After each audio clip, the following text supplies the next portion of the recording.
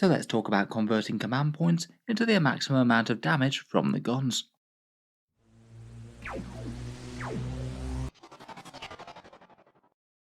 Hello and welcome back to Auspex Tactics, where today I just felt like doing a quick video going back to some basics of command points in the shooting phase, and talking about the relative amount of damage that you can expect for re-rolling things like hit rolls, wound rolls, damage results, and numbers of shots. In 40k, command points are certainly a limited resource. There's all sorts of pre-game upgrades vying for their attention, plus many stratagems for every single codex. You can, however, just get a lot of value out of them just feeding them straight into direct damage, re-rolling the dice to see whether or not you inflict damage in the shooting phase, and in the right situation, it certainly can be some of the best things you can do. I'm sure this will be second nature for a lot of people who have played a lot of 9th edition so far. It can be a little bit less intuitive for newer players though, and to be honest I was quite interested to math out the various different damage boosts that you might get from feeding command points into different re-rolls. Just in general, when you're shooting or fighting in the fight phase, typically wound rolls are going to be more valuable to re-roll than hit rolls. And plus, if you have any d6 rolls of 1, then they're also good targets to re-roll as well. That applies both to number of shots and number of damage. I thought just for a bit of interest we might run some maths on a toughness 7 vehicle with a 3+ armor save and see how much extra wounds you might inflict from it from re-rolling different results. First up, and usually the least valuable, are hit rolls. It can certainly be annoying if you had a unit with a couple of powerful shots and you were expecting it to deal some damage and then it flatly just misses everything. Depending on the size of the shot, sometimes re-rolling a hit roll could be worth it, but I think typically it's not a brilliant idea. For example, if you had a Razorback firing las cannons against this vehicle, you'd gain an average of 1.3 extra damage per hit roll re-rolled, basically trading a command point for a theoretical 1.3 wounds on average, given the chance that you might still miss the hit roll, fail to wound, or roll low on damage. It is naturally going to have more value on higher shots though. For example, with a Drukhari Dark Lance, you'd average 2.2 damage dealt on the same target, decently better than re-rolling a las cannon shot, but still not exactly great in my opinion. Just to illustrate the difference between hit rolls and wound rolls, if say you had that same Razorback that had hit the target but then failed to wound with everything, if you re-rolled a wound roll, then on average you're gaining 1.9 damage. The reason it's higher is that the wound roll is a bit more valuable, as you already know that it's hit the target, but if you're re-rolling a hit roll, you don't know that it's going to wound. Still though, if you're re-rolling a wound roll on something like a las cannon, typically you'd still not be expecting absolutely stellar results in terms of conversion to damage output, and it could be decently less than this if the target's really tough, say has a good invul save, a 2+ save, or a feel no pain or something. Again, much higher damage shots will do better. For example, if you re-roll a wound roll for a melter gun in half range, in theory that's averaging you between 3 or 4 wounds extra on your target now, due to having a chance to punch through that massive d6+2 damage. Next up, and perhaps one of the most reliable ways to actually get extra damage on the target, is to re-roll something like the damage roll of 1 on a d6 damage weapon. If you inflicted a wound with a las cannon or melter gun and the opponents failed their save, then you roll that dreaded 1. Re-rolling that 1 will net you an extra 2.5 damage on average. So interestingly, at least compared with a toughness 7 3+ save vehicle, it averages better than a las cannon wound re-roll, but averages worse than a melter gun wound re-roll. It does drop off quite hard though.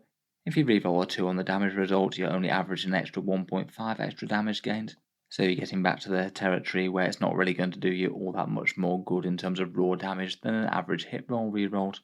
I would bear in mind though that re-rolling damage might be better off against hard targets, as you know that they've already failed their high invul saves for example.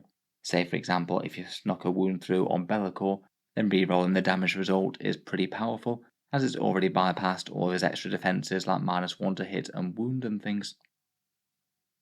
Next up, you've got the option to re-roll number of shots. This one can be quite an easy decision for a really big d6 shotgun that rolls a 1. Say for example the enormous melter gun that is the thermal cannon on an Imperial Knight Errant. If you've got that within half range against the toughness 7 vehicle with a 3+ save, then re-rolling a 1 for the number of shots will gain you on average 6 damage, better than any of the other rolls that we've looked at so far. For something like a Necron Doomsday Arc with its very swingy d6 shots, again if you re-roll a 1 then that's an average of an extra 4 damage, and again I would bear in mind that at least versus things like damage rolls, things like good invul saves, or very good armor saves and things would make these a bit less valuable compared with something like re-rolling a damage. Just by these numbers, if you're looking to score more raw damage in the shooting phase, then things like the number of shots on a really big gun like that seems one of the best. And then it's going to depend on your target's profile. Perhaps a wound reroll could be really quite valuable if it's really quite likely to penetrate saves, otherwise damage rerolls of 1 are pretty nice as well.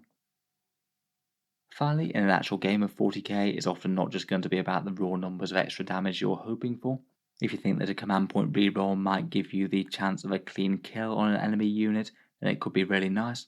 If it's either at the end of the phase, or if it's just going to allow you to target your other guns elsewhere.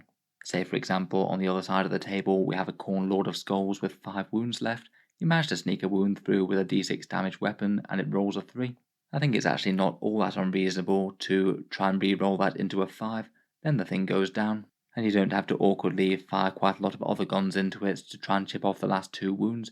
You can quite cleanly declare all your other firepower into other targets, rather than having to deal a bunch of overkill trying to bring down the Lord of Skulls, as you really don't want to be leaving it alive on 2 wounds left, as it's just going to deal some really major damage next turn.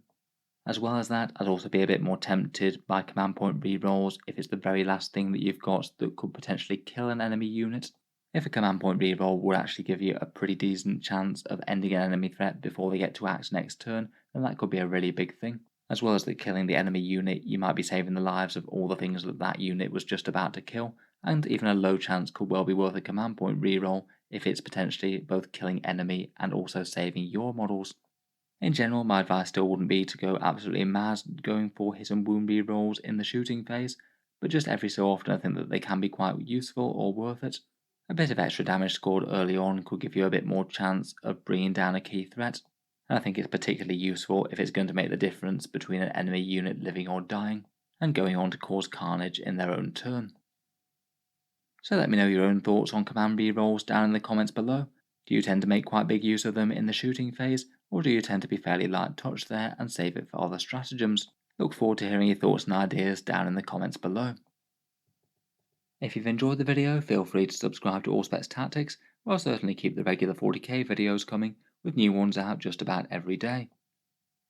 Finally, if you have been enjoying all the videos on the channel, I would just like to mention that Auspex Tactics does have a Patreon page, and you can find it down in the video description if you're interested.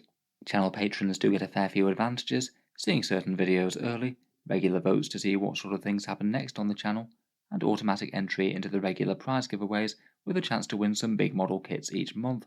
If any of that sounds good to you or you'd just like to help support, the link is down in the video description.